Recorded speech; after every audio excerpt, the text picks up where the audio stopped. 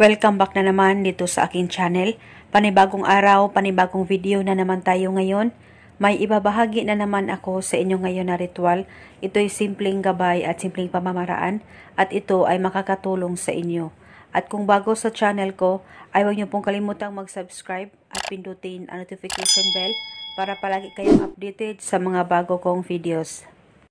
Ikaw ba ay binaliwala at hindi na pinapansin ng mahal mo o ng partner mo? Sobrang lungkot mo ba ngayon? Depressed na depressed ka ba? Dahil sa gusto mo na maging okay at maayos kayong dalawa. At hanggang ngayon ay hindi pa rin siya tumatawag, text o chat sa'yo. At talagang deadma ka na talaga sa kanya.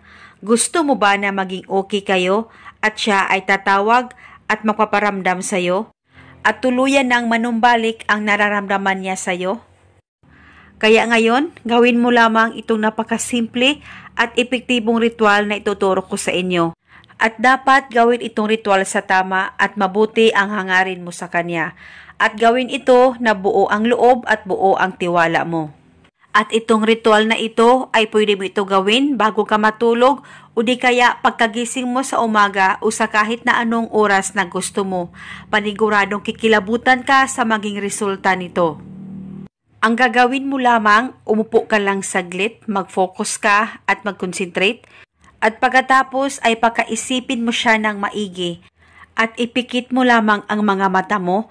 At pagkatapos ay sambitin mo lamang ang pangalan at apelido niya ng 21 times.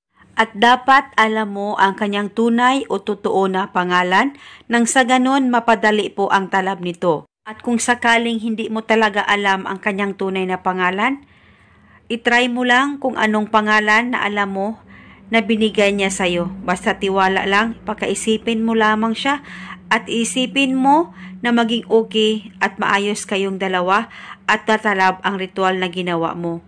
At ang ritual na ito ay pwede mo ito gawin araw-araw sa kahit na anong oras na gusto mo.